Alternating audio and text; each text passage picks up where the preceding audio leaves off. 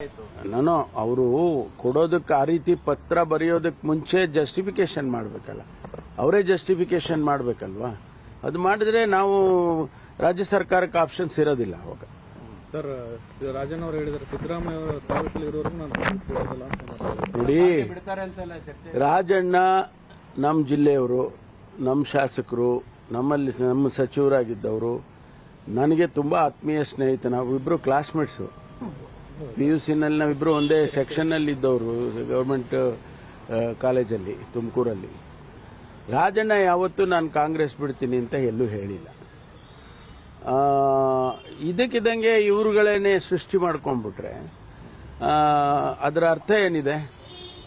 ಅದರಲ್ಲೂ ಸುಮ್ಮನೆ ಏನೋ ಒಂದು ಕಡೆ ರಾಜಕೀಯ ಮಾತಾಡುವಂಥದ್ದು ಸರಿ ಕಾಣಿಸ್ತಾರೆ. ರಾಜಣ್ಣ ಕಾಂಗ್ರೆಸ್ನಲ್ಲಿ ಇರ್ತಾರೆ, ಅವರೇನು ನೀವು ಕಾಂಗ್ರೆಸ್ ಬಿಡ್ತೀನಿ ಅಂತ ಎಲ್ಲೂ ಕೂಡ ಅವರನ್ನ ಸಂಪುಟದಿಂದ ಕೈಬಿಟ್ಟಾಗ್ಲೂ ಕೂಡ ಅವರೇನು ಹೇಳಿಲ್ಲ. ಎಲ್ಲೂ ಅನವಶ್ಯಕವಾದ ಚರ್ಚೆ, ಇವೆಲ್ಲ ಅನವಶ್ಯಕವಾದ ಚರ್ಚೆಗಳು. ಬಾಲಕೃಷ್ಣ ಅವರು ಹೇಳ್ತಾ ಇರೋದು ನಮ್ಮ ಪಕ್ಷದವ್ರನ್ನೇ ಟೀಕೆ ಮಾಡ್ತಾರೆ, ಹಿಂದೆ ಪರಮೇಶ್ವರ್ ಅವ್ರನ್ನೂ ಟೀಕೆ ಮಾಡಿದ್ರು.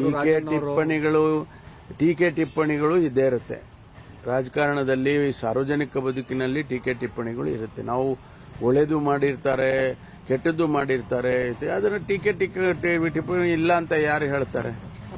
ಎಷ್ಟೋ ಸಾರಿ ಈಗ ನಮ್ಮ ಮೇಲೆ ದಿನನಿತ್ಯ ಟೀಕೆಗಳು ಬರ್ತಾ ಇರುತ್ತೆ.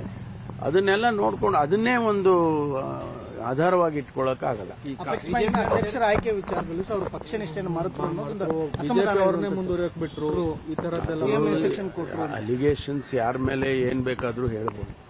ಅದಕ್ಕೆ ಪುರಾವೆಗಳಿರ್ಬೇಕು, ಅದಕ್ಕೆ ಎಲ್ಲ ಪ್ರೂಫ್ಗಳಿರ್ಬೇಕು. ಅವೆಲ್ಲ ನೋಡಿ ಮಾತಾಡಬೇಕಾಗ್ತದೆ. ಸುಮ್ಮನೆ ನಾವು ಹೇಳಿಕೆಗಳಿಗೋಸ್ಕರ ಹೇಳಿಕೆ ಮಾಡೋದು ಸರಿ ಇರಲ್ಲ.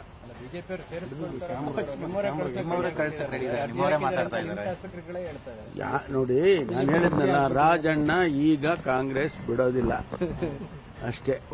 ಯಾಕೆ ಸರ್ ಮತ್ತೆ ಬಾಲಕೃಷ್ಣ ಅವರು ಬ್ರೈನ್ ಮ್ಯಾಪಿಂಗ್ ಮಾಡಿದ್ರೆ ಗೊತ್ತಾಗ್ಬಿಡುತ್ತೆ ರಾಜಣ್ಣ ಅವ್ರಿಗೆ ಅಂತ ಈ ತರ ಅದಕ್ಕೆ ಉತ್ತರ ಯಾರು ಕೊಡಬೇಕು?